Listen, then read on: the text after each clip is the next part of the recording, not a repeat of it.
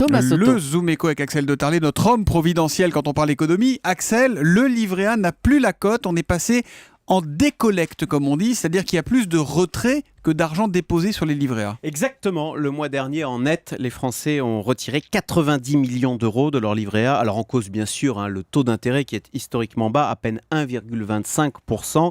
Ce qui fait que sur un encours moyen de 4 000 euros, c'est la moyenne des livrets A, ça représente un gain annuel de 50 euros. Mais ce taux devrait, figurez-vous, à nouveau être abaissé à 1%, voire 0,75% à partir du 1er août. Non mais attendez, 0,75%, c'est autant dire que ça rapporte rien, autant mettre son argent sous le matelas, non ? Oui, mais regardez, l'inflation est très basse, 0,7%, et puis les taux d'intérêt sont également très bas. Or, le taux du livret A est calculé en fonction de ces deux paramètres. Mais vous avez raison, politiquement, le gouvernement va faire un geste et il devrait limiter la baisse à 1%. Il n'y aura pas de 0,75.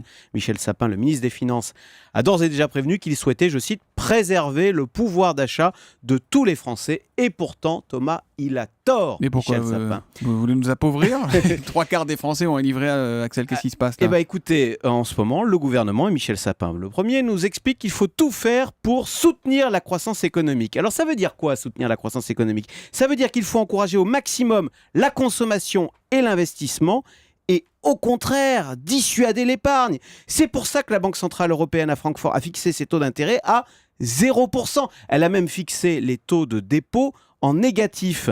L'idée, c'est que personne n'est intérêt à thésauriser, à mettre son argent sur les livrets ou à la banque, mais au contraire que chacun soit incité à investir, à dépenser. C'est ça la politique pro-croissance. Donc, pour bien faire, alors bien sûr, je caricature, mais le gouvernement devrait faire comme la Banque Centrale Européenne à Francfort. Il devrait fixer le taux du livret A en négatif. Très bien, on mettrait l'argent et ça nous coûterait des sous. Non mais Thomas, imaginez l'effet garanti. Du jour au lendemain, tout le monde viderait son livret A.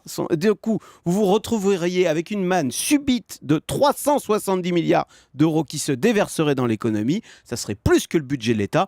Un sacré coup de pouce pour la croissance. Et ben voilà, 1% ou 0,75% de rémunération pour le livret A, c'est encore trop pour Axel de Tarlé, qui nous explique que ça fait du bien à l'économie de baisser le taux du livret A. Le Zoom Éco tous les matins à 7h10 sur Europe 1 avec Axel de Tarlé.